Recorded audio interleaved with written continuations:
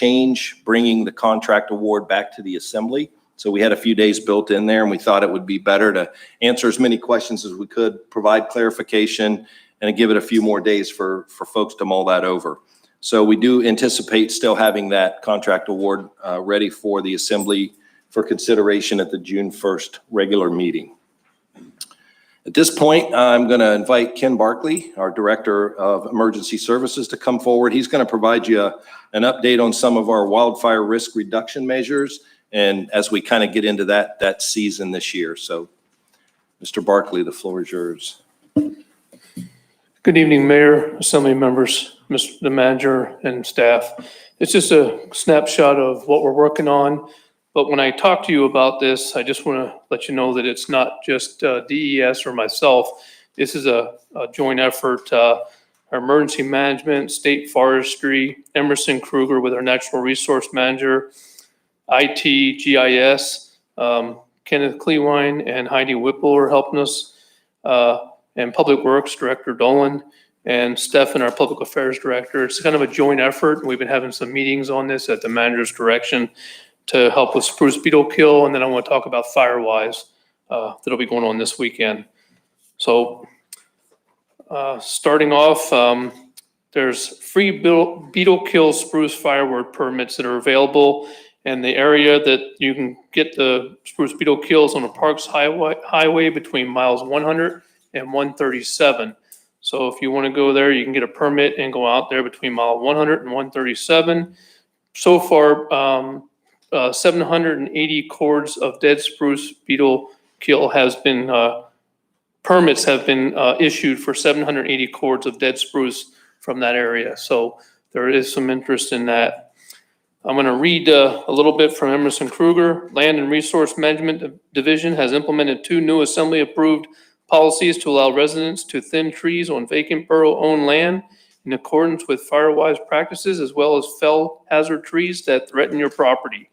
A web page with an interactive map for eligibility vacant borough land was developed to help public determine where they are allowed to cut. So if it's your property adjacent to borough land, there are some areas where residents can go and take care of the spruce beetle kill on borough land. And that map is on our webpage. So far, 750 hazard trees along public trails at Alcantara Sports Complex and the Crevasse Marine Trail System were felled by a contractor. Trees that were likely to fall and hit the trail were targeted to improve public safety at these recreation areas. And again, this is from Emerson Kruger, the Natural Resource Manager. What's upcoming for summer of 2021, 5 new firewood harvest areas will be open for free permits to harvest beetle damaged spruce.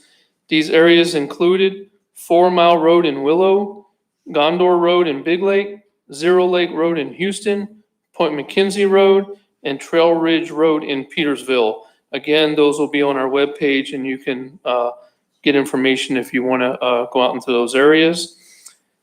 Also working on a new commercial timber salvage permit. This was to reduce cost and paperwork for a commercial logger that wants to harvest beetle kill in old birch from borough property. We're trying to make the process simpler so that those that do want to harvest the spruce beetle kill don't have to go through a long process. So that's what we're working on to make it easier for the contractors.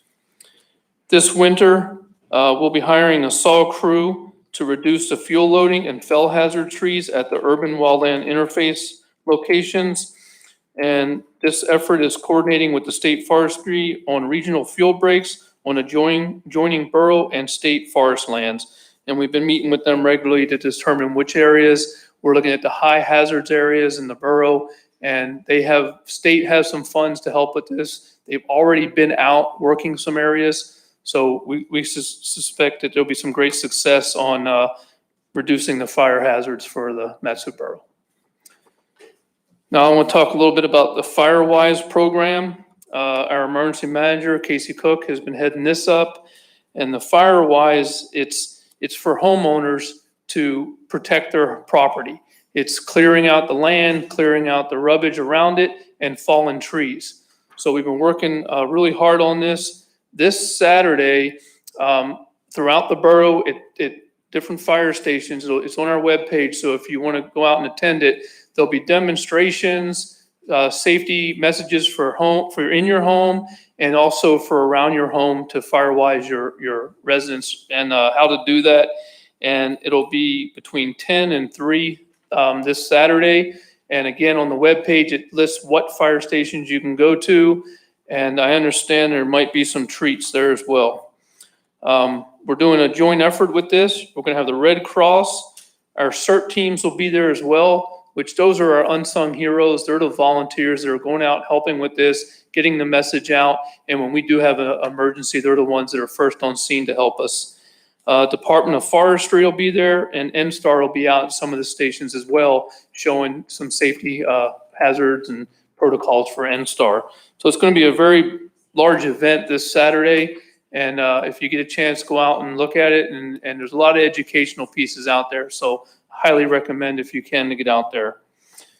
So far, just let you know what we're doing. We've already had over 20 escapement burns this season already. We've lost no structures. We have lost sheds and outbuildings, but no actual homes so far. The last one we had was in Central. The one before that was in the Butte. One before that was in Lakes. So the grass is dry. Fire is moving fast. Every one of these, they were doing a burn barrel or trying to burn their yard, and their neighbor didn't appreciate it, I can assure you. Right now, all of our fire departments have completed the red card training. Red card training is certifying them for wildland fires. And all of our equipment is up and ready to go. And unfortunately, we've already had some live training because of our fires. That's all I have. Any questions? Mr. Hale.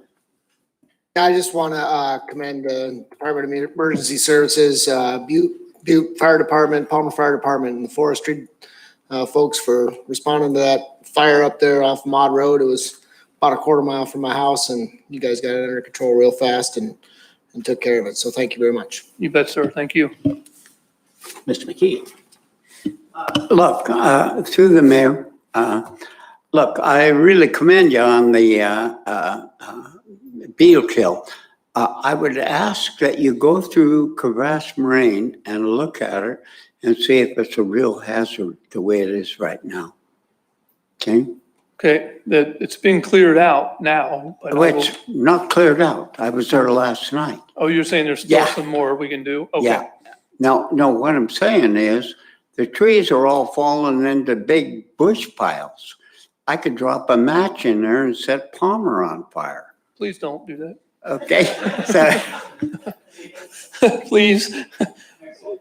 Thank you, sir. We'll look at that. Thank you. Any follow-up on that Meadow Rose, that hazmat at in Wasilla? So right now, what happened was when we got the phone call, people were feeling ill. We got there and we were picking up 2 different chemicals, which was what was confusing us. 2 that we shouldn't be picking up, 2 that shouldn't associate, and that's what had us kind of a hair on the back of our neck. So what we found was it was sewer gases was the initial problem, but then we found a belt that was burned up on a heating unit that actually melted, and that was the second odor and the second chemical that we were picking up. So it was through the night till about midnight. We were working with the owner of the building and the manager of the building, and they were real receptive to helping us kind of isolate the problem. We did that, went back at 8 in the morning, picked up no readings, everything was good. And then they were able to occupy the facility, and they've had maintenance out there. And then the city of Wasilla was very helpful with that as well, getting out there and getting maintenance out there. So the building is safe and good to go. The people hospitalized turned out fine, I'm assuming? We don't get the updates on them. I don't believe there's Okay. anybody still hospitalized. There may be 1 or 2 that are still feeling the effects, but other than that, we're good. Okay. Thank you. Great job. Appreciate it. Thank you, sir. Yeah. Thank you. I have more. Yeah, I just wanted to say, thanks to Ken Barkley and Eric Phillips and their staff. So we're seeing a lot of coordination. This effort around wildland fire reduction or addressing the issue is really a product of the assembly making this a priority. So that was one of the first things I looked at when I came in was what did the assembly already establish as state and federal priorities and kind of what did you articulate via resolution that you wanted us to chase. This is one of those topics. Obviously, it's a very complicated topic, but we are going to continue to chip away at it, pun intended, I suppose, and see what we can do to make improvements there. I'm really pleased with the fact that we'll have folks out there at fire stations this weekend doing public education, raising the level of awareness, and helping people to understand what FireWise is and how they can help to create some of that defensible space around their homes and protect their homes.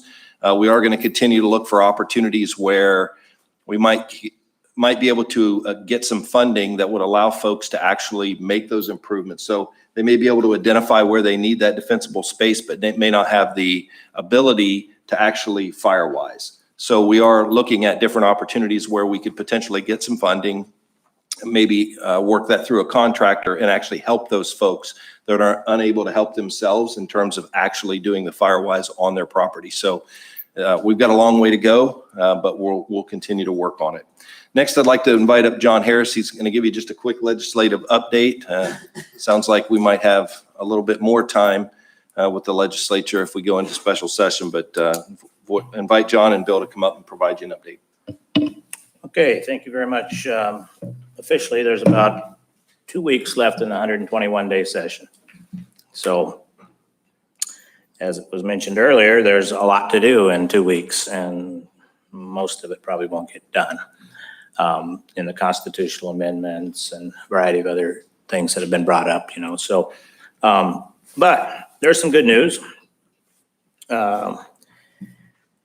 Senator Wilson, I talked to him, I mentioned this at the last meeting, but he is prepared as soon as the capital budget gets in front of the Senate Finance Committee to insert the $1 million for the Arctic Winter Games.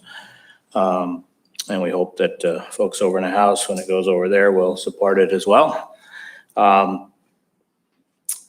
Also, I talked to Senator Bishop, who heads the capital budget, or bills and the capital budget. And he indicated, along with Senator Wilson, that they're looking at monies for the Houston school.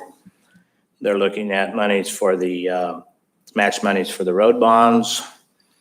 And those are two of the high priorities. And then the operating budget, which has been delayed a little bit in front of the House.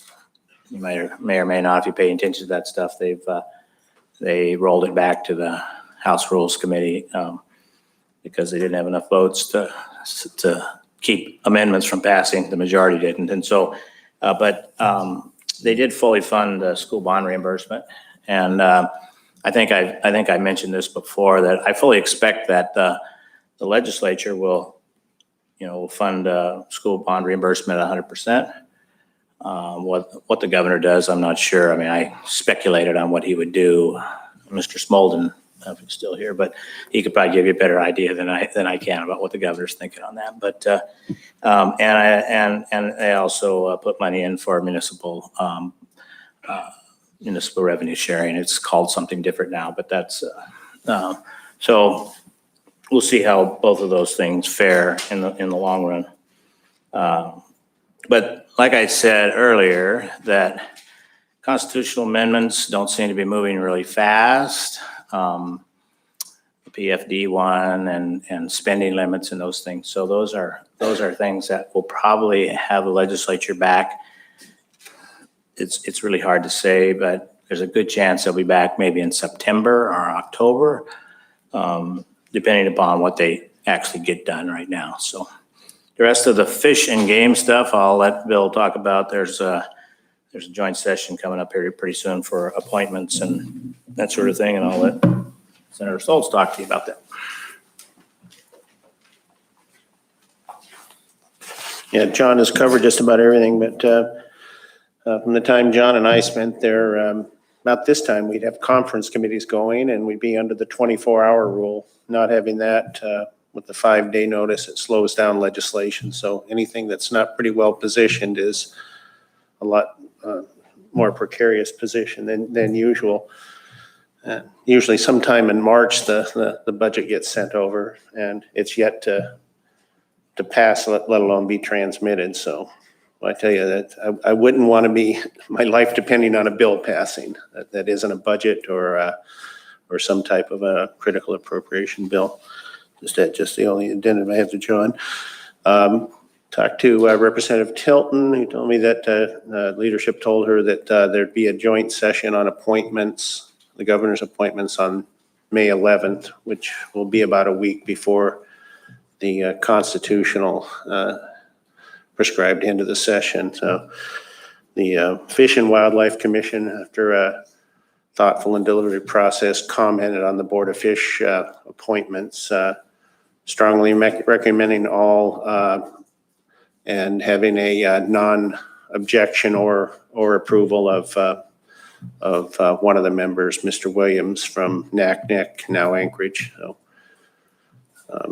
there are different reports, some levels of confidence that everybody's fine. One or two might be in trouble, but I've been engaging with individual members and trying to, a lot of this is really going to come down to is how the Anchorage and Fairbanks Democrats decide to vote.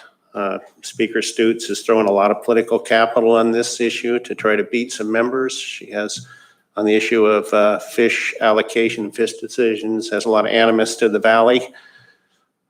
Colorful language when I was there, and it all depends on how much capital she wants to put down and whether this becomes a partisan vote or not, or a more organizational vote. So on a personal level, boy, I can't imagine a board without John Wood on it, speaking for the valley, and several of the other appointees, whether they're designated commercial fishing or not, or there's no real designation, but there's the informal. This is probably one of the more balanced and thoughtful boards we've seen, and it's not necessarily fairness that gets people upset from on an allocative. It's too much fairness, and I think that's where we're hitting resistance. So we're going to continue talking to all my contacts, and a lot of this will come down to a vote or two in the joint sessions.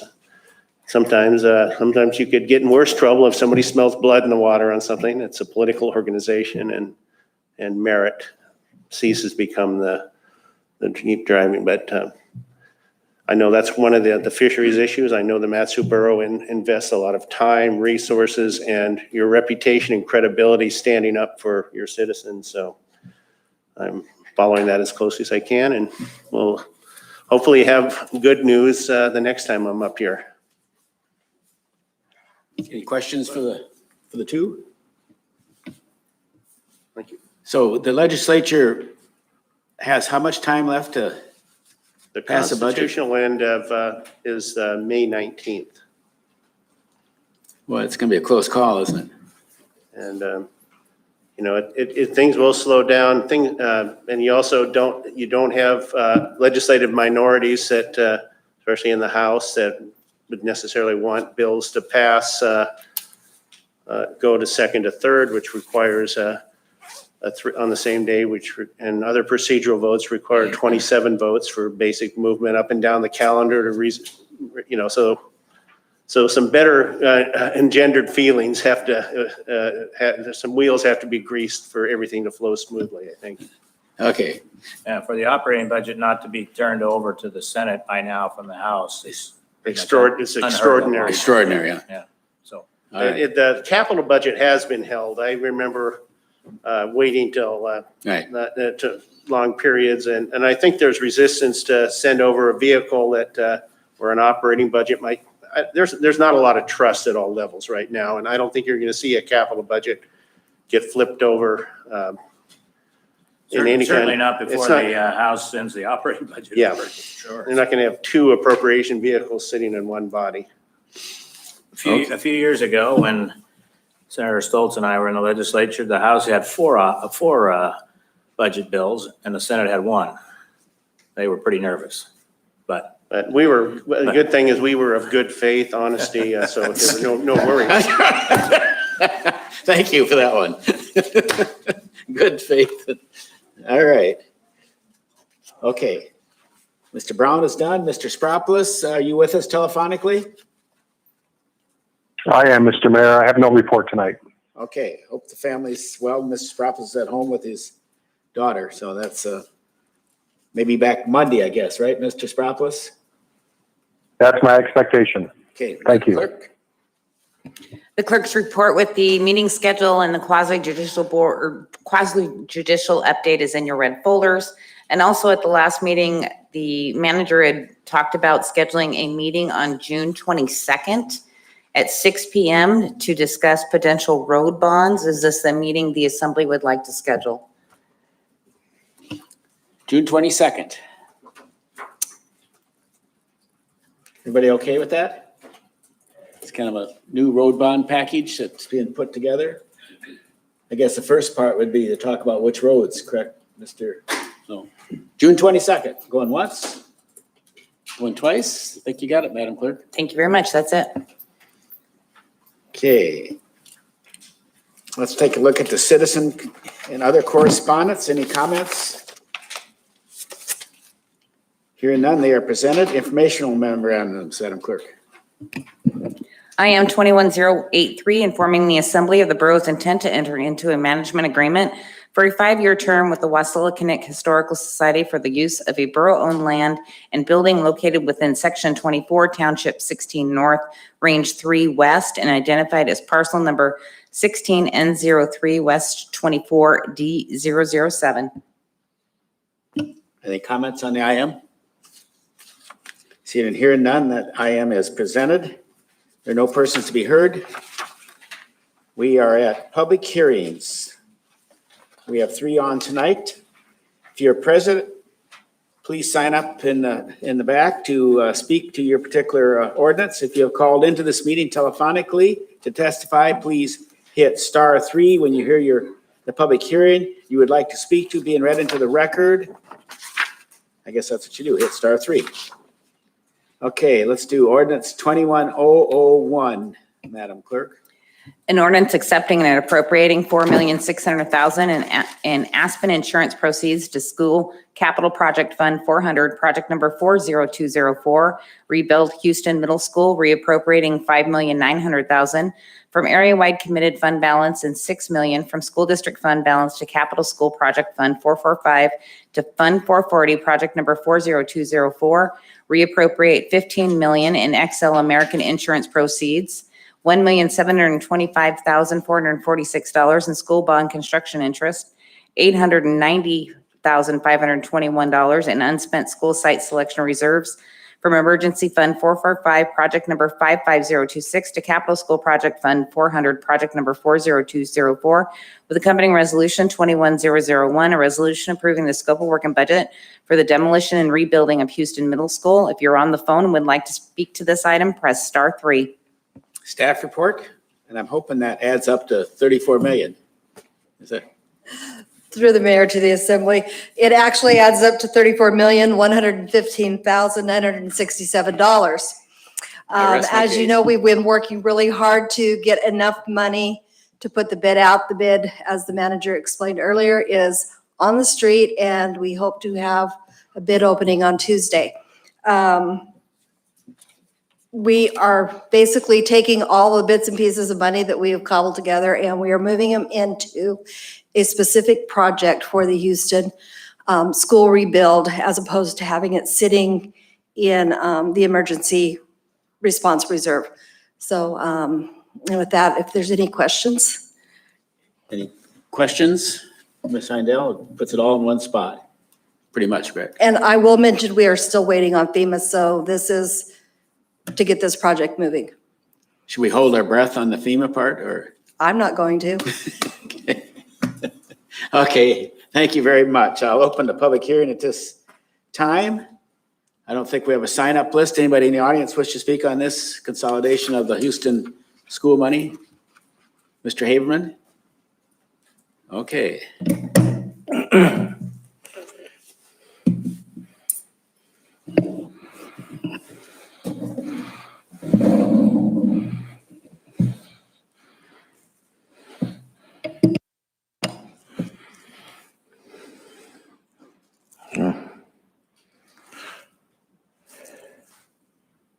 You stirred the clock before I said a word. No, bring it back to where it should be, please. My name is Eugene Carl Haberman, Alaska resident for 43 years, 20 of those years Anchorage resident, currently a Valley resident. The subject is dealing with funds for the Houston rebuild, school rebuild. If there's anyone from the public that's followed this closely, both the school board meeting and here, it's been me. Very few people go to the school board meeting to follow what's going on over there. And it continues to be distressing just how you have mismanaged the scenario of dealing with the Houston school.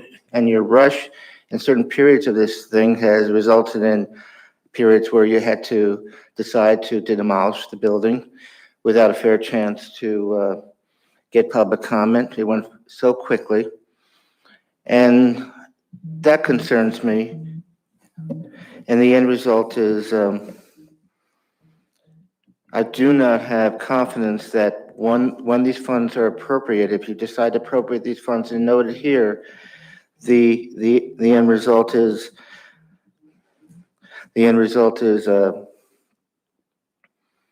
I don't have hope that this is going to accomplish it for the public interest. I also like to remind you, because of COVID, it has changed the situation of recognizing how schools are being used. And one would have thought that there would have been more careful thought of the future. And are we building a school for the future and bringing out the elements of what we've learned in this difficult times that we're still in?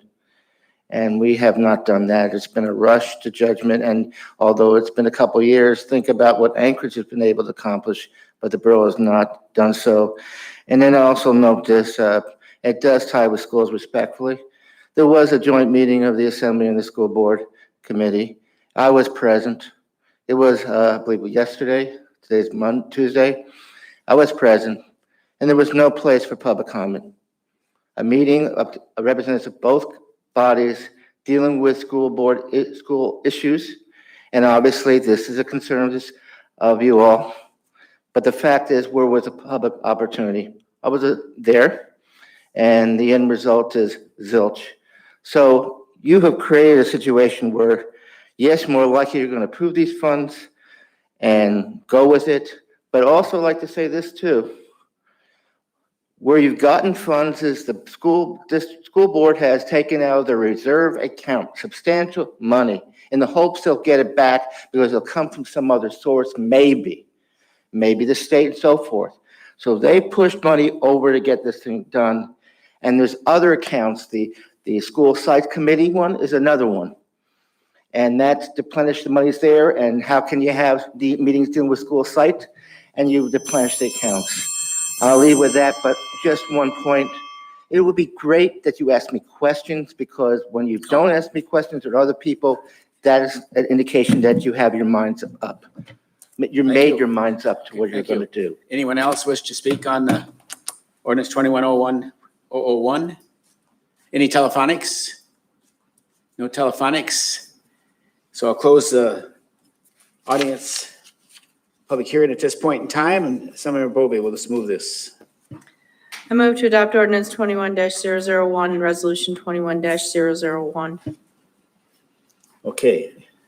Any discussion, Assembly? Any debate? Any objection to passing this ordinance? Putting all the money in one spot? And we'll know more about the bids, what is it, Tuesday morning? So hearing no objection, seeing no objection, that legislation passes. Madam Clerk, my favorite ordinance, but I'm going to recuse myself. And so, and I'll step out of the room, and so the Madam Bovee will take over and let me know. Don't vote wrong now on this deal. Hold on. I know you want to recuse yourself, but on this, but I actually would be interested in your opinion on it, because look, you're done in October. You're toast. So am I. Okay. So I really would be interested in your opinion on this, because I introduced this, and I'm going to say why I did. And Yeah, you can ask Mr. Spropoulos. I'm assuming if this is really going to come to fruition, there'll be amendment to the current budget, which is gonna be up for deliberations next. Maybe I'll comment it at that point in time, but otherwise, this is changing the ordinance. The ordinance specifies the exact dollar amount of the salary, so I'll step out and you guys can have at it, and Ms. Bovee could take over. Ordinance 21040, an ordinance amending MSB 2.08.060A, compensation for the mayor. If you're on the phone and would like to speak to this, please press *3.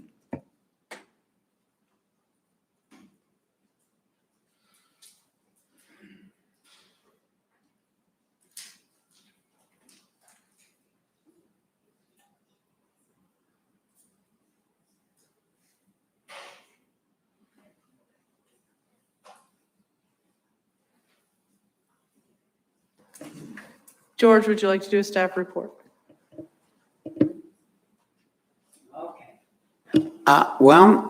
First of all, I think I have to move this ordinance, okay? Do you want me to clarify this?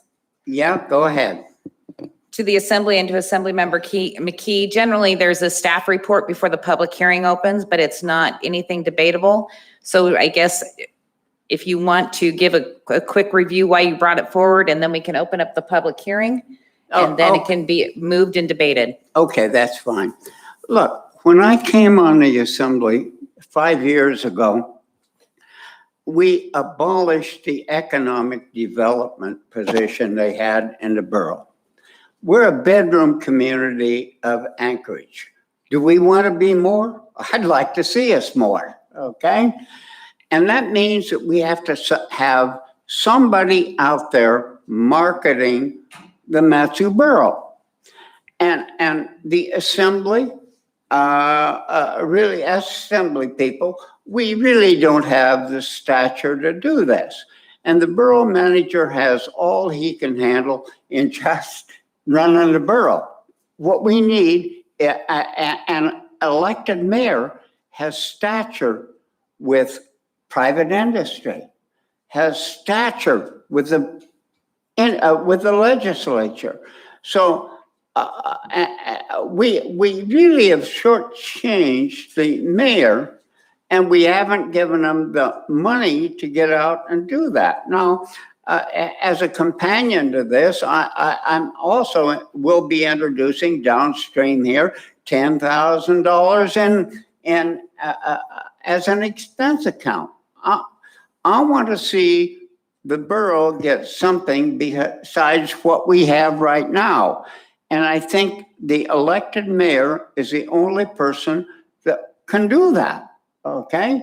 I haven't seen anybody in this state do very well with a position. Madam Deputy Mayor, I'm going to have to object. We haven't even taken public comment, and we shouldn't be debating. Just as a matter of procedure, a staff report is not usually a debate. It would be a report from staff, and we really ought to take public comment. I didn't think I was giving a debate here, but I stand corrected, okay? If the public or anybody wants to comment on it, but that was the reason why I brought it forward. Thank you, Assemblymember McKee. Are we ready to open public hearing? Does not appear we have anybody on the sign-up list, or for anybody on the sign-up list, unless somebody in the room wants to speak.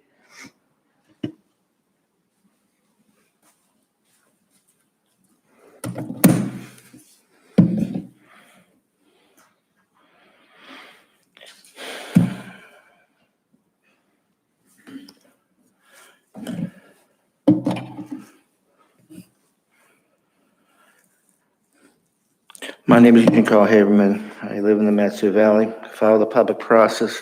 When the public process is done appropriately, a decision made by the governing body is more likely in the public interest. This item is calling for increasing the pay to the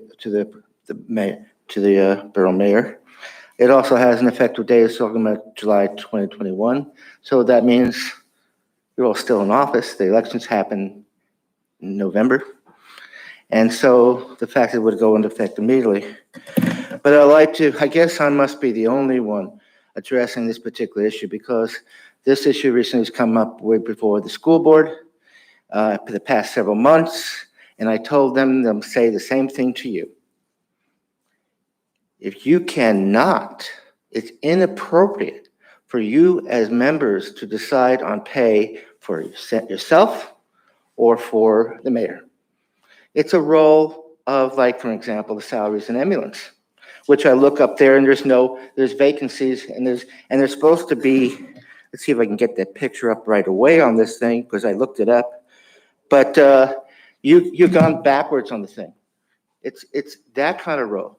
In the case of Anchorage, in the case of salaries reviews of the mayor and assembly, I'm at those meetings and there's hearings from the public, but it's there, that's where it happens. And then it doesn't go in effect till the change of, like if it was a mayor, the next mayor, not the current mayor. And that's so. But the fact that you are going and saying, let's increase your pay, whether it's assembly member or mayor, it's totally out of line. You've got a conflict of interest. You cannot take that role. You could talk about contracts and look at contracts that affect outside of your role. But I remind you in meetings, whenever an item goes before you, the issue is, do you have a conflict of interest before you open a public hearing? But now you've got a situation where you excuse the mayor, but the fact is, it shouldn't have been before you.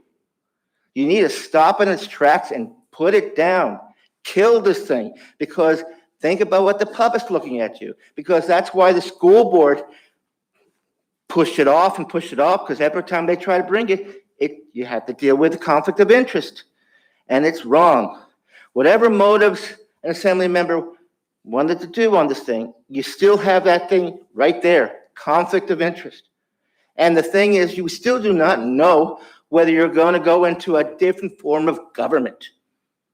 That's not, it keeps on coming up, but you're bringing the issues of changing this thing without a defining moment of whether you're going to go with police powers and so forth. So that's all I have to say, but I hope there's some questions, since I am the only one, by the way, for the record, in this room from the public. Thank you, Mr. Harriman. Is there anyone else who would like to speak in the audience? Anyone on the phone? Seeing no one, I will close public hearing. Assemblymember McKee, will you please move the legislation?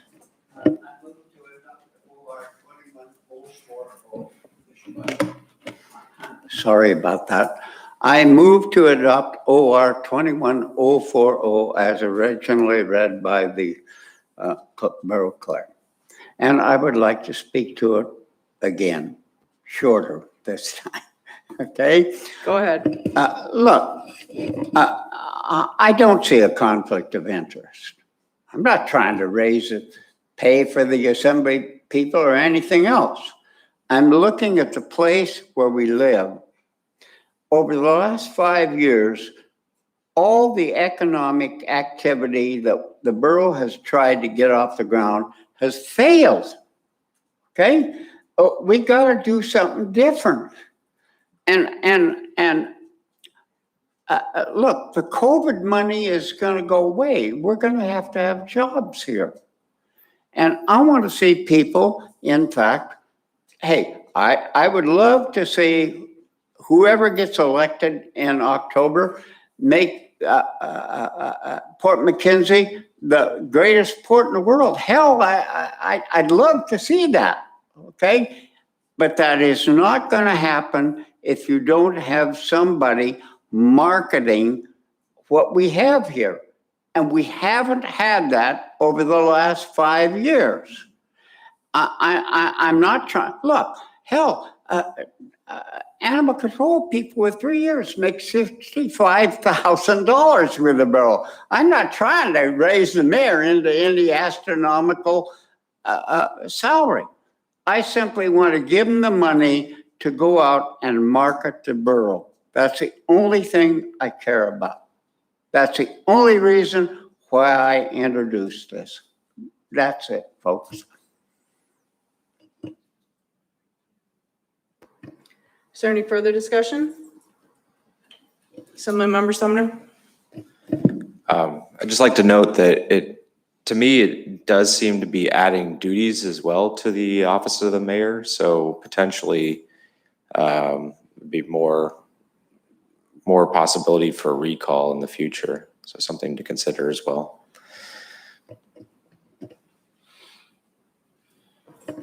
Assemblymember Nowers? Thank you, through the deputy mayor. Just a couple thoughts on that. You know, when you talk about failed economic development, you're mostly talking about the port. That's one project. I don't see this changing that one project. And I would say there's a lot of thriving economic development in the borough, from our airframes business that's over in Palmer to the agriculture. And at any time, we can do things as a borough to help that industry out. That might be lowering energy costs. It might be lowering healthcare costs. It might be recruiting businesses. But I think it's an overstatement to say everything the borough has done has, resulted in failed economic development. And there's a lot of ways to come at that issue. I think we have a wonderful mayor right now. I think he's, worth more than the $30,000 he's getting paid. I don't think that there's anything that you're talking about doing that he can't do right now and that people with the borough can't do right now, or that we couldn't prioritize more. But I don't think raising his salary $20,000 and adding $10,000 is going to, I don't think that's going to make a difference. I think there's other ways to make a difference. So I won't be supporting this.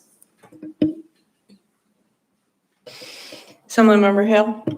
Thank you, Deputy Mayor. I just want to say, to a large extent, I agree with Mr. McKee in that we don't pay the borough manager enough to be a truly effective advocate for our priorities. Since he would, obviously he has to have more than one job, and I'm not saying $50,000 is enough to get by on, but it certainly would allow the mayor to not have another job or work part-time at another job. However, I do think that the proper procedure for this is to go through the board on emoluments. And so I would like to make a motion that, go ahead. If I could. Yes. We do not have anybody on that board at this point in time. Well, I was gonna make a motion to refer it to that board. But I guess since we don't have anybody on that board, I'll belay that action. Assemblymember Yount? I appreciate what Tim's trying to do, send it over to the board. I was unaware that we didn't have anybody on that board as well. So it looks like we are the board. George, I see where you're coming from on this. We have an unbelievable mayor, and I think there is some economic impact. Guys, right now, most of our high-paid employees in the borough are driving to Anchorage to get that money, right? There's a lot of opportunity out here. Whoever wins that election every 3 years is the person that needs to be out there speaking well about us, creating opportunity, inviting people to come and bring their businesses out here. Mike's got his hands full. I think he's absolutely amazing personally, but he's got his hands full with what's happening inside this building. It can't be Mike that does that. Mike can't go to Juneau and speak on behalf of us either. So it'd be really hard to even ask our current mayor to do that on a salary that really 3 to 5 years at Subway and you're making the same money, right? So George, I see where you're coming from with this. I'm sorry that there's no one on that board, Tim. I think it was a darn fine idea. The travel budget that you speak of in the future, I can definitely see a need for that. Our mayor should be in Juneau speaking on behalf of us, period. So I will be supporting this. I'm sorry that it can't go to that board. That's where I'm at with it. Thanks.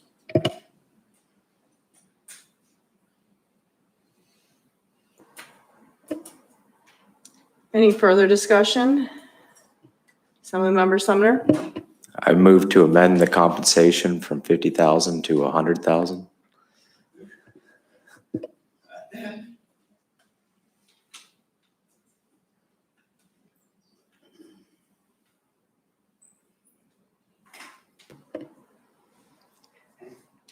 Assemblymember McKee?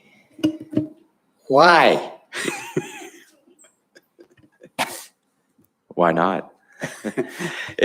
If you believe that increasing the salary from 29,000 whatever to 50,000 is suddenly going to attract you a rock star mayor, then I'm not sure that that is the case, but you could at least make the job an attractive one. If that is the intent. Otherwise, I think you'll get the same people for 29,000 that you'll get for 50. Oh, okay. Can you turn your mic on, Assemblymember McKee, can I get Assemblymember you to McKee? amend? I am not opposed to his amendment. Okay, believe me. The whole idea of increasing the salary from $29,975, which is what it currently is, okay, to 50,000 and 10 grand for travel and what have you, was in fact to the elected official we would get probably is not.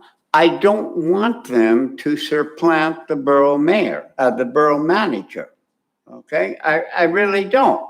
They're to promote the borough. Okay, now hopefully we're going to get people that run for borough mayor. Okay, actually, I was asked if I wanted to run for borough mayor, which would be like asking Attila the Hun to run for a daycare center manager, okay?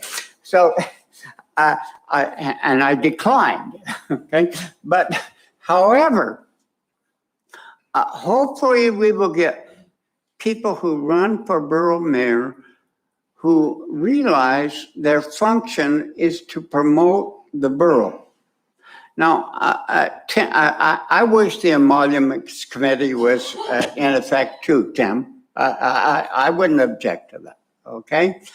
But I wouldn't object to 100 grand for the borough either. What I want is somebody who's not going to screw around with the operation of the borough, who's going to promote us. That's what I'm looking for. Is there further discussion on the amendment? Assemblymember Sumner first. Oh, I was going to call the question, but I don't move that because Rob, or Assemblymember Yunt. There's no way you're getting my support on 100 grand. So do you want to rethink that number? Or do you want to call a question? I call the question. Any objection to calling the question? Any objection to the amendment? Yeah, you got one right there. Go ahead and vote.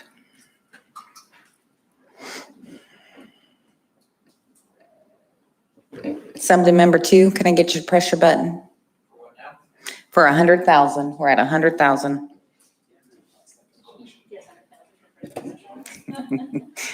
And it has failed with Assemblymember Sumner, 2, and McKee in support.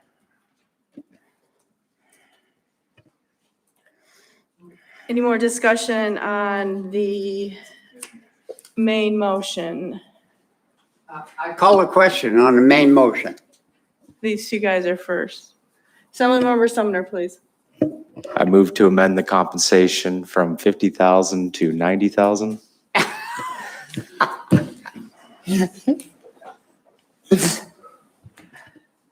Assemblymember Yunt. What does the Anchorage mayor make? Does anybody know that? That's an honest question. And does anybody know that, or does any one of our staff know that? Denali mayor makes 80,000. Whose does? the Denali Borough.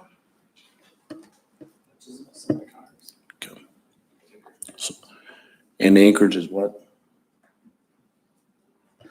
I know it's north of 100,000. I believe it was in the range of like 130 to 150 or something along those lines. In City of Wasilla, does anybody know that?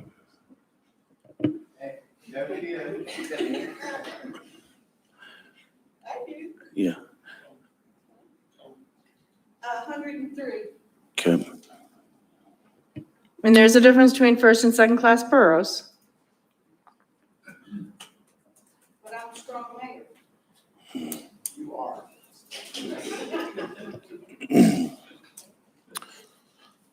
Yeah, and we've discussed that in the past. I can say in my hopeful next 5.5 years, I'll never support having a strong mayor here. I think the strong manager form of government, there's a reason we didn't go to vote that day. George kind of saved everybody from having to put their money where their mouth was on that one. But I do admire what you did that day, George, but we're gonna have to vote on Jesse's amendment and then go from there. I just wanted to get some numbers on what the other one. So Denali was at 80, or Tim, go ahead, I apologize.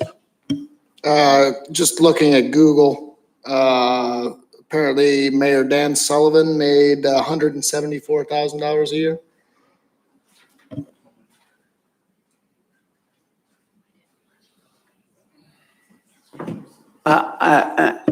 To the borough clerk, okay? If we were to persuade Mr. Sumner to go for 80 grand, would that, to change his amendment here, would that be permissible? To Assemblymember McKee, there's a primary amendment on the floor right now. You can make that secondary amendment right now. 80 grand.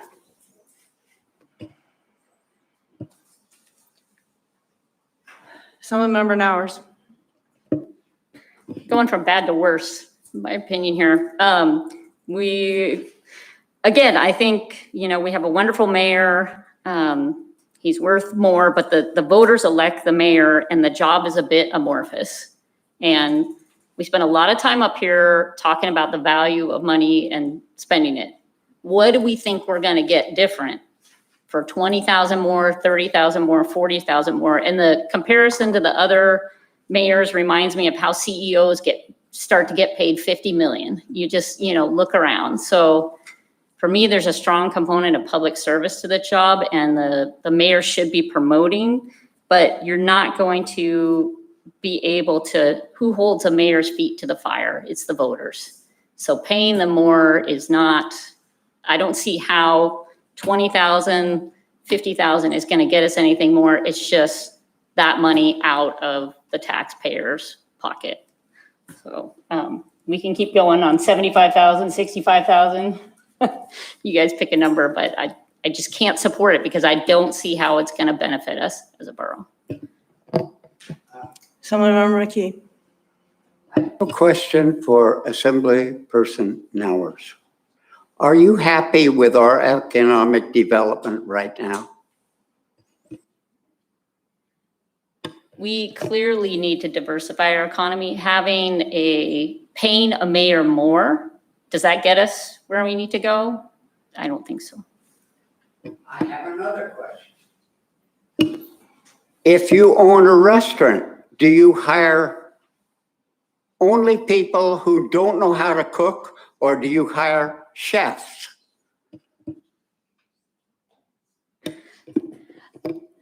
I will just say I have a question back. How do you see this changing what the mayor does? How does this bring us more economic development? Assemblymember Hale. I'd like to call the question on the secondary amendment. Any objection to calling the question on the secondary amendment, which is 80,000?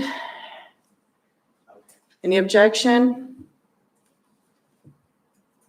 I object. So I'm not objecting to calling the question, I'm objecting to the amendment. Is that correct? Right, So can we vote? basically, if you had no objection to calling the question, we go to the vote, and if there is objection on the 80,000, then we go ahead and take the vote. Let's vote on 80,000.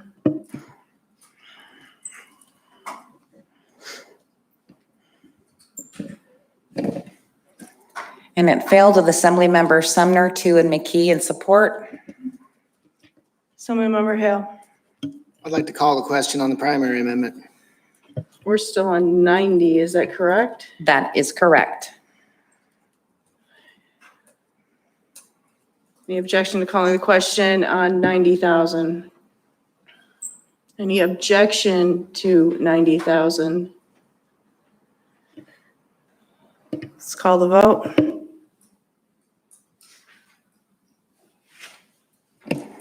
The motion failed with Assemblymember Sumner, 2, and McKee in support. Assemblymember Hale. I'd like to call the question on the main ordinance. Any objection to calling the question on the main ordinance?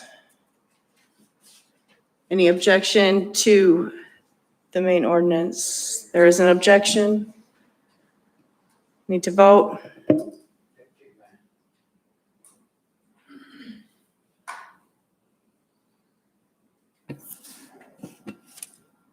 It passes with Assemblymember Sumner, Hale, and Nowers opposed.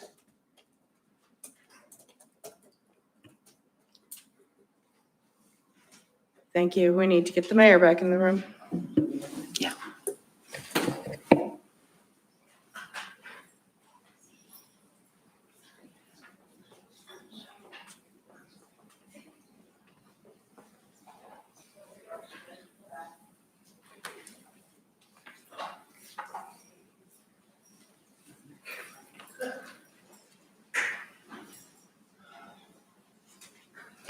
Am I rich, wealthy, and famous?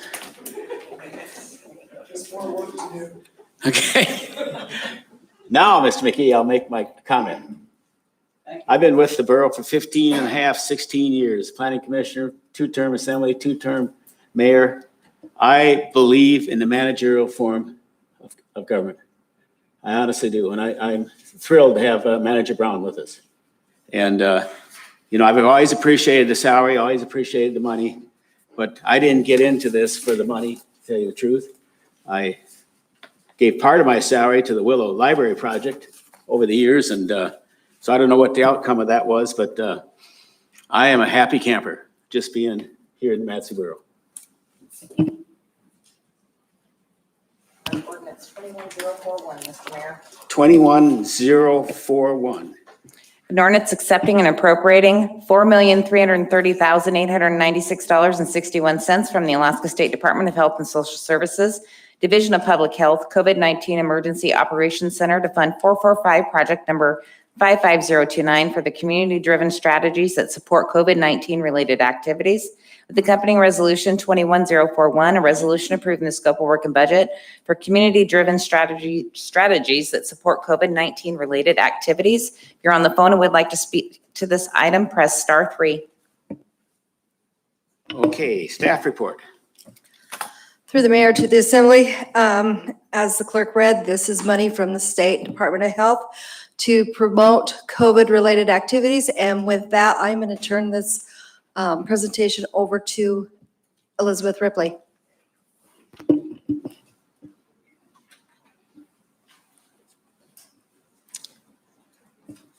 Welcome, Elizabeth. Thanks for coming tonight. Thank you. Mayor Halter, members of the Assembly, Manager Brown, thanks for the chance to speak to you this evening.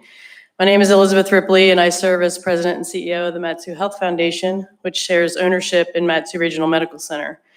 We take our share of the profits and invest them back into the community through grants and scholarships with the goal to measurably improve the health of the Matsu population.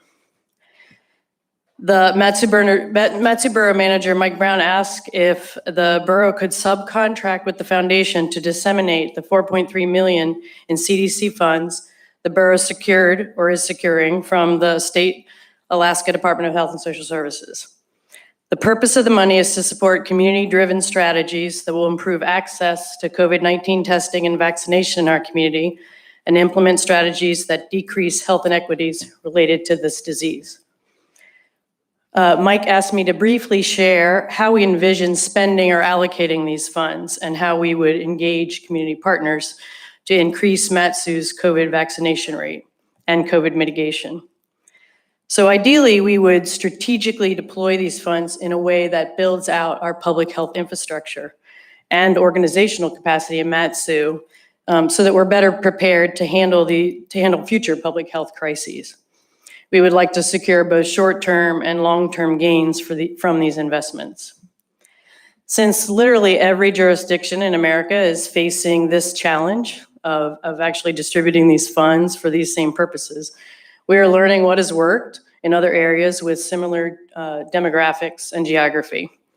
We're networking with colleagues, Alaska public health officials, and the Matsu Vaccine Coalition to ensure we are coordinating our efforts. We're also making sure that we understand how parallel federal funding to tribes and to we have 3 federally qualified health centers in Matsu, dovetails with this appropriation to maximize wins for Matsu. The Health Foundation has already paid for an oversample of Matsu residents for a state Department of Health and Social Services survey regarding Alaskans' perceptions, or Matsu residents in this case, perceptions of the vaccines and who they would listen to or consider a reputable and influential source of information. We are launching preliminary outreach to testing and vaccine providers, both large and small, to understand their needs and the barriers their patients are facing to get vaccinated or tested. We may conduct some localized focus groups and surveys or find other ways to get citizen input. We will aim to engage different sectors in this cause, like the business community and chambers of commerce, nonprofit sector, the faith community, and even sports and recreation organizations. We envision a different strategy and outreach for each of these sectors. To reach rural populations or the more remote parts of our borough or vulnerable populations, we might fund the lease for a mobile unit or a pop-up site or even a home visiting program. We can fund transportation to help get people to clinics in their community or into the core area as well. We can fund navigation, assistance, and we can hopefully braid some of these other funding streams to fund incentives. We aim to reach older adults living alone, families off the grid, disabled individuals, and people with a first language other than English. This may require culturally relevant outreach and events. We'll also identify key needs among nonprofits serving Matsu residents related to health equity and COVID-19 recovery and prevention.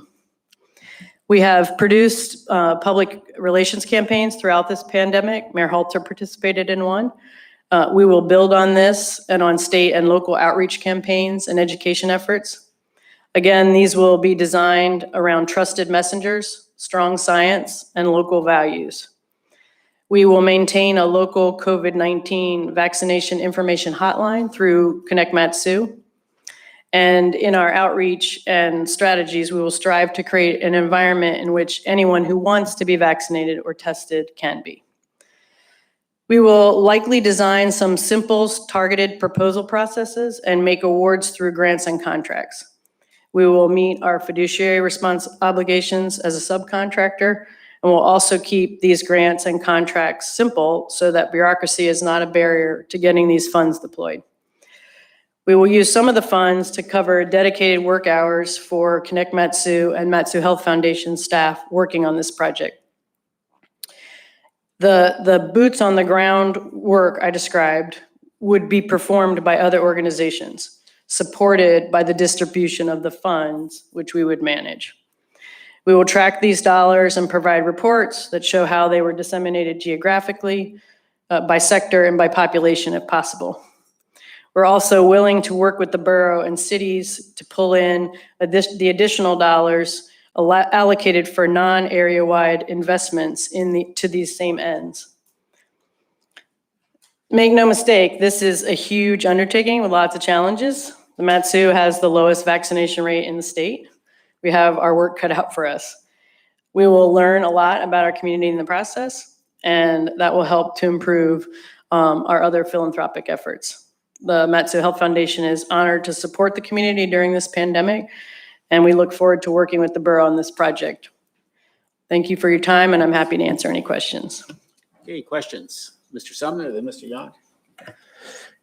Yeah, through the mayor, somebody's been running a survey where they effectively are asking people what sort of bribe the state could give them to get a vaccine. I think that they said like $250, free hunting and fishing license, entry into a lottery for $1 million. Do you know who's doing that? And I mean, it seems kind of counterproductive to me, because once you start saying that you're offering a reward potentially at some future date for getting a vaccine, you're going to kind of disincentivize people to get the vaccine now.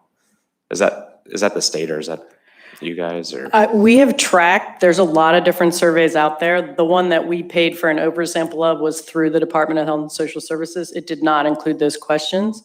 This funding cannot be used for direct incentives. So this money will not be deployed that way. There is other funding out there that has more opportunities, but not these funds. So I can look, we literally have a spreadsheet of surveys. but your survey didn't ask questions about potential benefits from the state in exchange for? Not the DHSS one. It's really focused on why, like, are you getting vaccinated? Have you been vaccinated? If not, are you planning to get vaccinated?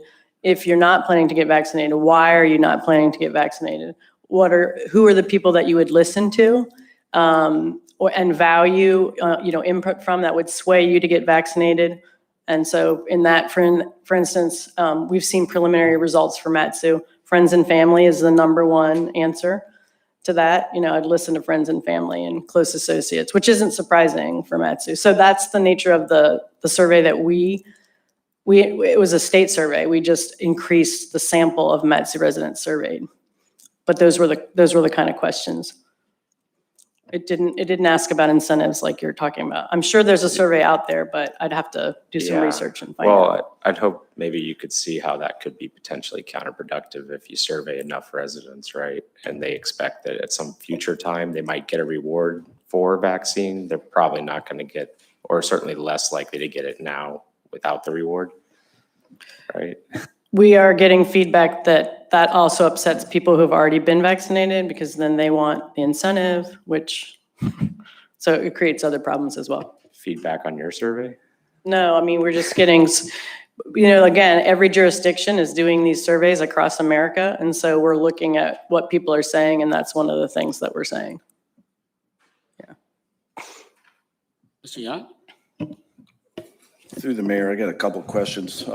You mentioned we are the lowest vaccinated area in the state. What is that percentage right now? When I last looked yesterday, it was under 30%, and the statewide average is just about 50%. And then how long has it been available to, basically, when they opened it up to 16-year-olds and up, that was kind of my way of figuring it was pretty much available to anybody at that time. I feel like that's been about 7 or 8 weeks out here, I think. I think so. Is that correct? Probably I think so. somewhere. Mm-hmm. Okay, so I would say that's probably our survey right there. And I think it's fair to say that's the only survey that matters. So I'm all for supporting this ordinance, but I want to stand very clear on something.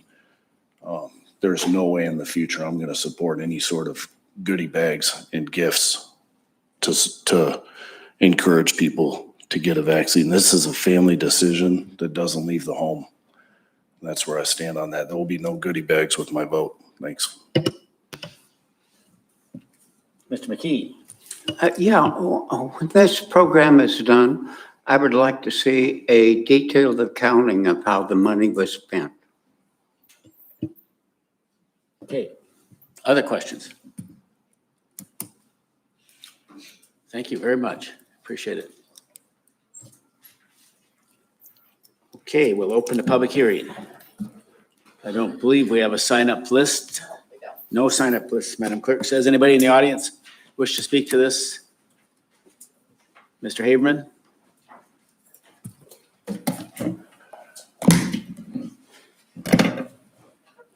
Did you say good things about the mayor's salary? Sorry, go ahead.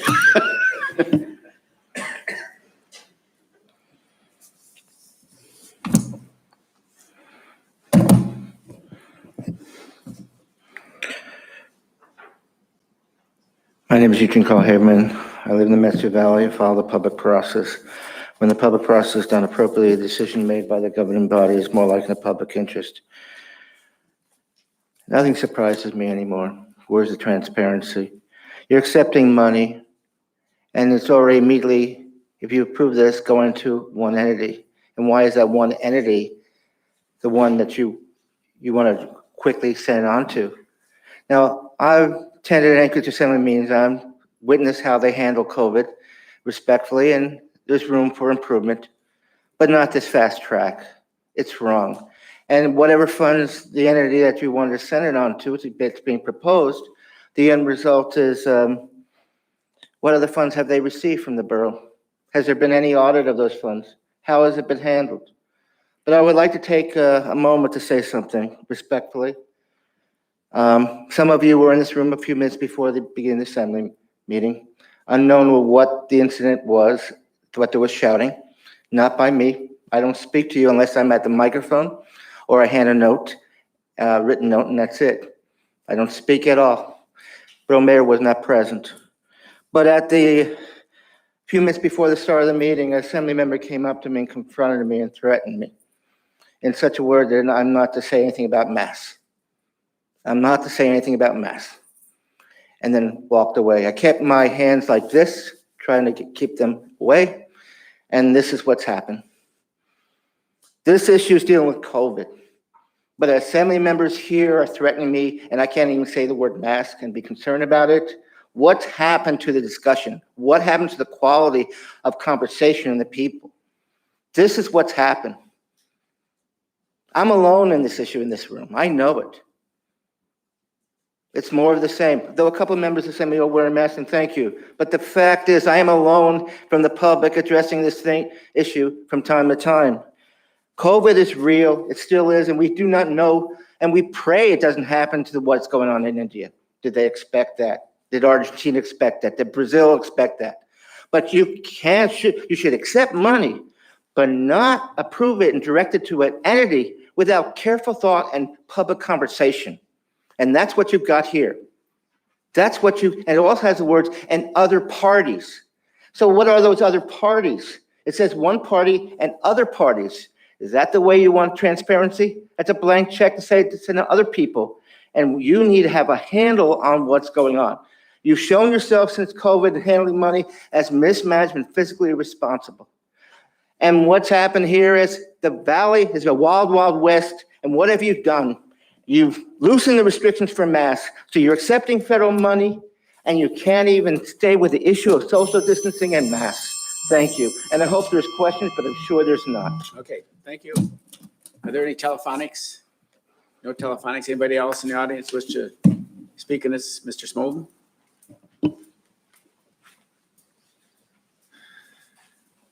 Thank you, Mr. Mayor, and Todd Smolden, the Office of the Governor. And I wanted to just speak on this real quickly because I have been involved in regional meetings, the governor's office, the regional directors with the Department of Health and Social Services, and in the Mat-Su Valley, the Mat-Su Health Foundation has been a participant in that regional meeting.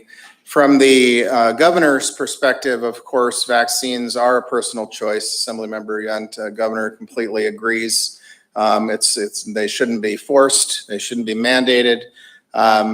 The survey, Assemblymember Sumner, that you're referencing is a recent survey conducted by the Department of Health and Social Services in an effort to try to get a gauge on how people felt about incentives as part of getting a vaccine. And I can say that both your and Assemblymember Yunt's perspective is the vast majority of how people have responded to that. That they do not like the idea of incentives for vaccinations. So with that in mind, this is part of what we're, excuse me, part of what we're doing is recognizing that in those previous surveys, what has come back is that people do not want to hear from their government anymore about COVID and about vaccines. Who they want to hear from are their medical professionals, their friends, their families, and business owners. And so, you know, with this money, which has been gifted to you, I believe that you have an opportunity through the Health Foundation to get that into the hands of people who people want to hear from. Now, there are about 20% of the population that are kind of apathetic about getting a vaccine. They may not, they may get one, they may not get one. Maybe it's not convenient. Maybe they're not in a location where it's offered on that day. And so it's just not that big of a deal to them. So the point of this is to try to just make it available, not to coerce people, and to make it available for people who want it.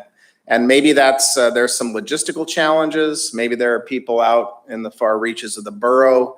And if it came to them, it would help them. So that's the point. I hope that makes sense. Whether you, do this through the Mat-Su Health Foundation is not, that's not something the governor's office is going to get involved in. I'm just trying to give you a little bit of a background on kind of what the thought process is from the governor's office on down with increasing vaccination rates. Thank you. Okay, thank you. Well spoken. I totally agree. Yeah, please, sir. I wanted to point out that this is still in a. I'm done. You're done. Bye. Rob, maybe we should I don't blame you. move it Welcome back first. to Michigan. Mr. Smolden, I really appreciate your comments. I wanted to point out, this is still an EAU, or EUA, excuse me, right? This is an emergency use authorization. This is not even a fully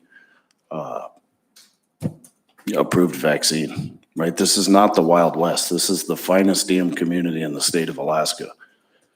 The only numbers that matter are what we have here. It's a personal use. That's it. End of story. Why are we still talking about it? Okay, Mr. Hale, We're still in public hearing, is that correct? that's correct. I want to close that out, though. Anybody on the phone telephonically? None on the phone? Anybody else in the audience? Okay, I close public testimony. Somebody with Bowie, please move this. I move to adopt ordinance 21-041 and resolution 21-041. Okay, now, Mr. Hale. Yeah, I just, I had one quick question, probably for the manager through the mayor.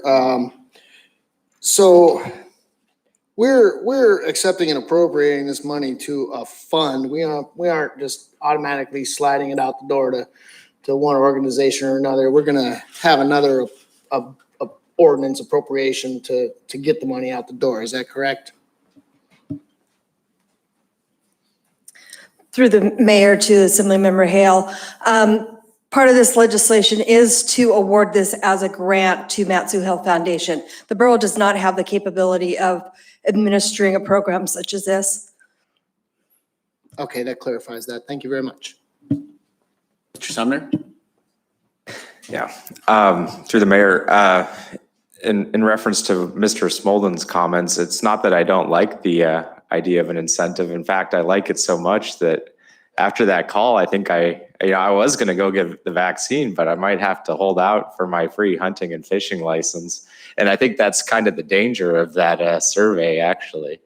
But I did have a question. I'd heard the mayor of Wasilla mention that a modification of the MOU is possible where they would manage some part of this money. Is that the case? And what would that look like? Mr. Brown? I'm going to be looking at Cheyenne as I take this through the mayor. There was a conversation, and I think that's possible. The application that the borough submitted to the state of Alaska included only funding for the Mat-Su borough. We did not apply on the city's behalfs. So I think it's more than just amending the ordinance tonight. We would have to go back and have approval from the state of Alaska. When we applied, we didn't want to speak for the cities in terms of how they might choose to use the funding that was allotted to them. We are certainly open to partnering and doing it under one. But we also, I think the Health Foundation is willing to do that individually. I just kind of want to keep those lines clear in terms of the separation. I mean, obviously, like Mr. McKee annotated about the full accounting and all of those types of things, you know, they have a city council, we have a borough assembly. So I think there could be some differences there in terms of how folks might like to see that work. But we certainly would be open to partnering with the cities as well.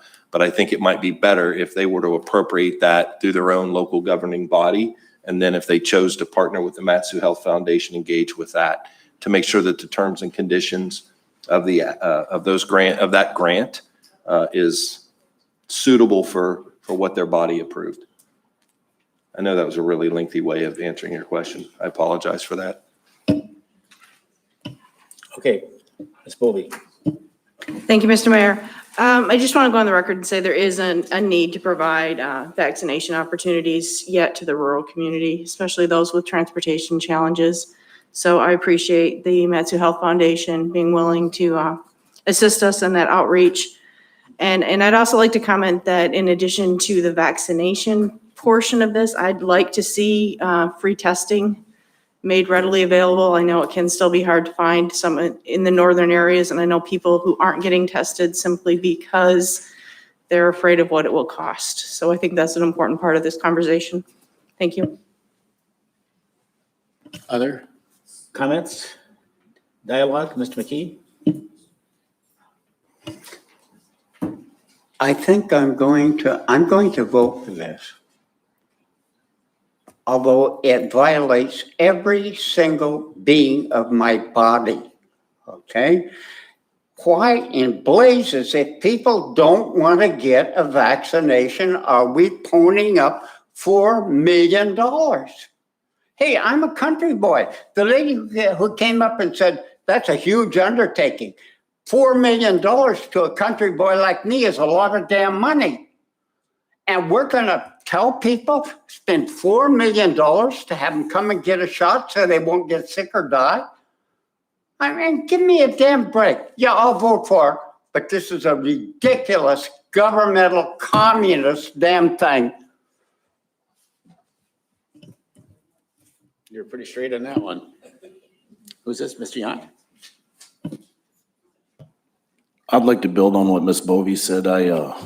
I've been very lucky, been able to get tested for free probably 10 to 15 times in downtown Wasilla. And I was not aware that it's not that easy to be done elsewhere. And if that's the case, then we need to please take a serious look at that and make it easier in Tim's district and Tam's and Moki's, right? It shouldn't be any more difficult or expensive out there to get that done than it is in downtown Wasilla. So if that's the case, we need to do a lot of homework on that. And we need to fix that immediately for anybody that would like to get tested. Okay, anyone else? Otherwise, Mr. Manager? Through the mayor, just one point of clarification. This is done on a reimbursable basis. So we're not just handing over $4.3 million. Basically, we put the agreement in place and it's reimbursed based on the expenses, and those expenses have to align to the terms and conditions, which Ms. Ripley spoke to. We've had multiple conversations with the Mat-Su Health Foundation and their staff, the borough attorney, the borough finance director, about what those limitations entail to make sure that everything is done correctly. Thank you. And just for the record, Ms. Handel could correct me, this would be federal money coming down through the state to us going to the Health Foundation. Yes, Mayor, it is. It's federal money coming down to us and we're passing it off to them. Okay, thank you. Anything further? Any objection to passing this ordinance and resolution 21041 and resolution 21041? Seeing and hearing no objection, that legislation passes. Can we skip audience participation tonight, Madam Clerk? Did we or could we? What did you just say? I'm sorry. Could we? No, we should do audience participation. We Mr. should? Mayor. Yes. But we don't have to. Yes, we should. Yes. Okay. All right, audience participation. This is your opportunity to speak to the assembly about any topic. If you're on the phone and would like to speak to the audience, under audience participation, please hit *3. You will hear your hand has been raised. Everyone wishing to speak has 3 minutes to testify. And I was just kidding too. We love audience participation. Okay. Anybody in the audience? Mr. Harris? No, you're leaving. Okay. Any telephonics? Okay, we'll close audience participation.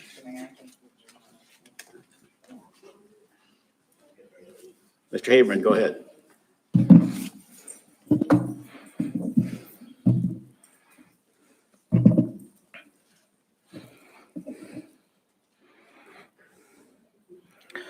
My name is Eugene Carl Haberman, Alaska resident for roughly 43 years, 20 of those years an Anchorage resident, and currently a Valley resident.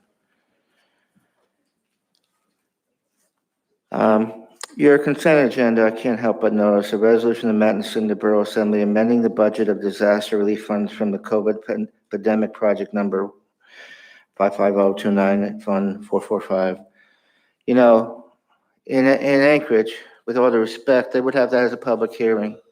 And how do you tie this as a short circuit opportunity for the public to speak on COVID funding and amending and so forth? So I'm distressed on that, but I want to go back to the scene that happened a couple of minutes before the start of the meeting. It's been really hard for the work I'm doing. In fact, I'm starting my 10th year, April 4th of 2012. Open meetings law, process and all. Many people know what I do. I maintain my composure against acts of intimidation by Anchorage officials or Valley officials, whoever. And a while back, I reinstated the situation where I refrain from speaking to you unless I'm allowed to come to the microphone. I'll speak there. I might hand a written note. This has incorporated both Palmer, Wasilla, and Houston government officials and so forth. But even doing that, I was verbally attacked by an assembly member a few minutes before, confronting me. And the end result was upset and said, he's been vaccinated and I don't want to hear you speak en masse. I don't want to speak en masse. I wasn't even talking to the person. And it's Assembly Member McKee. You know, you all need to treat each other respectfully. You need to treat the public respectfully. And the public needs to treat you respectfully. And that includes staff in the back. As generally as you see, I am the only one in the public that's here at this mic. I key in and know what's going on. More probably than you, because I am really involved.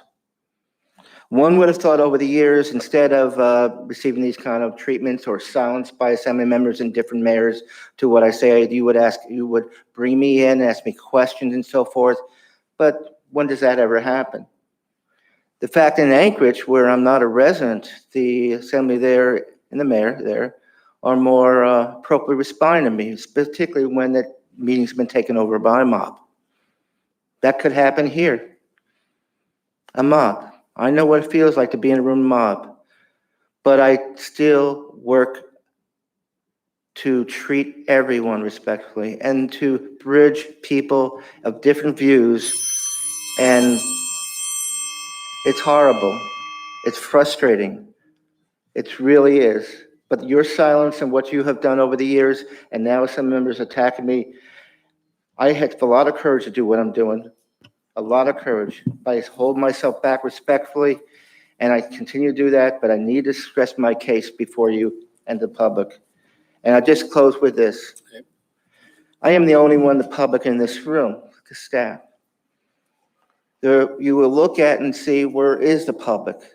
It's not an issue that they're happy with what you're doing by them not being here, but they've seen your response and previous members and in Anchorage. So it pretty much leaves me in this room. And they've also seen how I'm being treated. So they say, what's the use? I close with a comment and say, I wish you all the best. Okay, thank you. Anybody on the telephone? Anybody else in the audience wish to speak? Okay, I'll close out audience participation. Madam Clerk, consent agenda.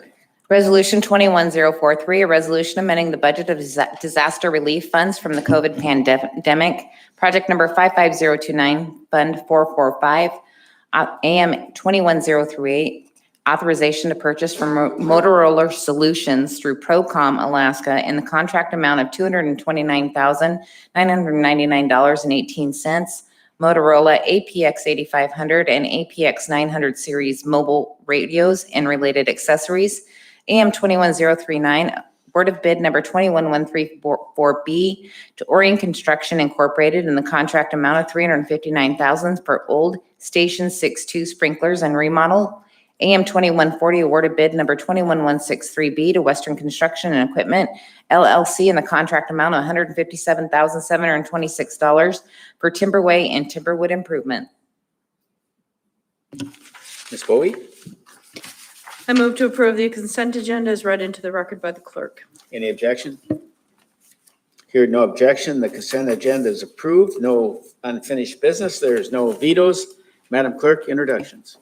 Introduction for public hearing on May 18th, Ordinance 21019, Ordinance 21042, Ordinance 21043, Ordinance 21044 with accompanying resolution 21042. Okay, Ms. Bovee, I move to introduce the legislation as read into the record by the clerk and set the public hearings for May 18, 2021. any objection? That introductions is made and the dates are set. Okay. Let's go to vacancy report, Ms. Bovee. I move to confirm the mayor's recommendations as follows. Board of Adjustment and Appeals, Jay Van Diest. Parks, Recreation, and Trails Advisory Board, Sarah Gottschall. Any objection? Hearing none, vacancy report is approved. There's no new business, no referrals, no reconsiderations. Let's do comments. Let's see, Mr. Manager, you got any comments? No, sir. Mr. Spropoulos, any comments? No, thank you, Mr. Mayor. Madam Clerk, when's our next public hearing? The next public hearing for the budget is this Thursday up in Susitna, Mr. Mayor. Starts at 6 p.m. Sioux Valley. Everybody knows what Sioux Valley High School is, so we'll be up in the Northern Valley, so. Okay, then we have two deliberations next week, correct? Yes, on the Tuesday and Thursday. They both start at 6. Okay, so maybe we could wrap the budget up Tuesday. Okay, we're working at it, but we don't have to. Okay. Mr. McKee, comments? Mr. Two? I think it's fair to pay a mayor $100,000 when I look at what other people in the borough make. He is the guy that goes out there and talks to all the people, and he would be the guy that go to Juneau. So sorry he didn't get that money. But I do think that's a position that would deserve it. Madam Clerk, write Mr. Two's name down as we'll give him a bonus. Mr. Hale? I was glad to see Mr. McKee's ordinance pass, even though I voted against it because it hadn't passed through the commission that apparently we don't have any people sitting on. Additionally, I'd like to give my thanks to Manager Brown for helping this week to straighten out a little issue with the Glacier View community cleanup. That community cleanup is going to be going on from the 15th to the 23rd. The Butte community cleanup will be the 15th and the 16th, and the running congruently with the Connect River Public Use Area cleanup. And then also the Connect River Road cleanup will be the following weekend, I think from the 20th to the 22nd. So I just want to thank the manager for helping me out with that, and also staff for supporting all these community cleanups, and I hope we continue to do that. Mr. Sumner? I also am sorry to see my amendment to raise the mayor's pay to 100,000 get defeated. Definitely write his name down. I would like to see somebody reconsider potentially that. For the difference between 29 and 50,000, you're not really getting much, and there's nothing wrong with folks that are retired being mayor, But that's really the only kind of person that will be able to run for mayor if you don't pay what I would consider, a decent salary. So that's something to consider, you just close out those possibilities. But, and if you do want to add a bunch more duties, it would be expected, I would think, somebody for them to commit their full time to the job. If we really want them to do economic development and this and that for the borough, then you ought to offer a fair wage. That's it. Thanks. Okay. Ms. Nowers? Thank you, Mayor. I wonder if I should propose raising assembly salary the way this is going. I definitely disagreed with what we did tonight. I think you're looking at what you get for your buck, and I really appreciate the mayor's perspective on public service. I share that, and I think most people running for the mayoral job are doing it because they see public service. And so I do think I appreciate Mr. McKee's emphasis on economic diversification. I think that's a huge issue for us in the borough. We are a bedroom community. Mr. Yunt is right. 30% of our folks go to Anchorage, and it's because they have high paying salaries. So I think it's worthy to have more of a discussion on what we think that economic development should look like, because the things we haven't been able to make happen, in my opinion, are the big industrial developments. And those are dependent on a lot of factors outside our control.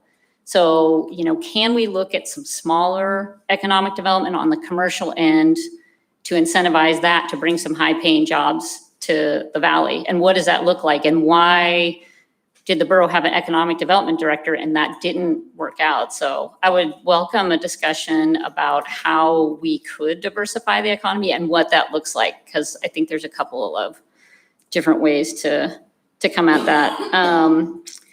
And besides that, I would just say for the record, I think Mr. McKee would be an excellent child care director, and I would pay money to watch that. Mr. Yunt? As what I pay money to see that. You guys are gonna kill me, so deservedly so here. This is a freshman mistake, obviously, but I thought we were voting to keep the whole conversation alive earlier and not to accept or pass George's thing. So I will be bringing this up for reconsideration tomorrow. I was gonna put forth an amendment for around 75. Don't quote me on that in a few weeks. I got a lot of homework to do with our staff. I appreciate everything that you guys do, and I do have some serious questions, and I know that you guys will help me get those answered. I really actually feel like we have the greatest mayor in the whole state. No offense, Miss Glenda. I feel like we got the best too. I actually feel like I got the best too, because Just burned your bridges there. I'm a city boy, and so anybody that lives in the city limits of Wasilla is very lucky to have two amazing ones. You guys have heard me say it. I campaigned on it. I'll never support a strong mayor position or a first-class government here at the borough. I think the system we have is great, but I also do firmly believe somebody should be paid well enough to do it full-time and to be out singing our praises in Juneau and different places and bringing in economic activity. I have no doubt in my mind that the gentleman we have doing it now could do it. With that being said, he runs a small business on the side. He has to, right? So nobody,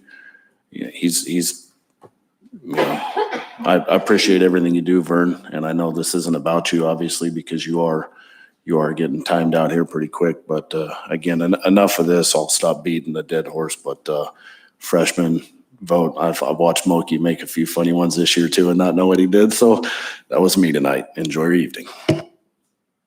Okay, Ms. Bovee. Thank you, Mr. Mayor. I'm looking forward to having everyone in my district on Thursday. Just a couple of comments. As you're driving north, miles 71 to 77 is evidence of the Sockeye wildfire, and 86 to 91 is the McKinley wildfire. Just some incredible devastation that's still visible even years later. So I think this speaks to the importance of the Firewise program, and I want to thank the various departments and directors who've been working to do the outreach on this. Thank you. Okay, thank you. Well, when I look out over the audience and, I am getting down to several months left as mayor, I am so confident when I look at our directors and staff, the direction that the borough's going with our new manager. I feel confident no matter who the mayor is going to be in the future, the borough's in really good shape. The money, I guess, is one thing, and that can be debated. And I didn't even know it passed. I was sitting there, Madam Clerk had to tell me the ordinance passed, so which kind of surprised me. But so I think the borough is going in the right direction.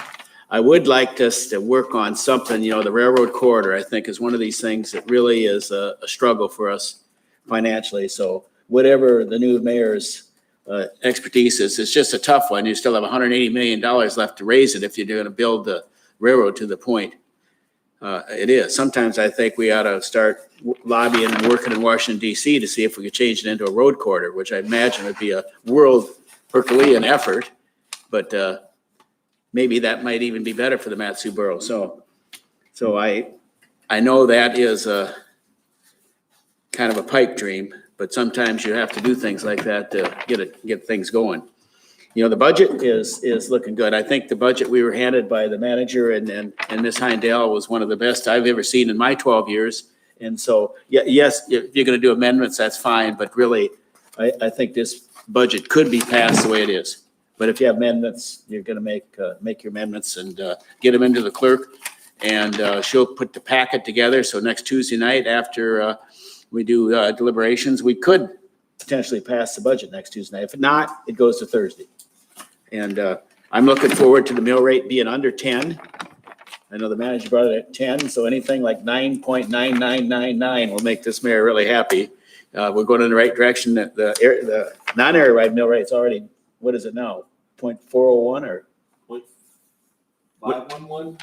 0.51. So it's already down as low as I've ever seen it. Is that pretty correct? So, all right. We will adjourn at exactly, what is it, Madam Clerk, 8 p.m. with another great meeting behind us.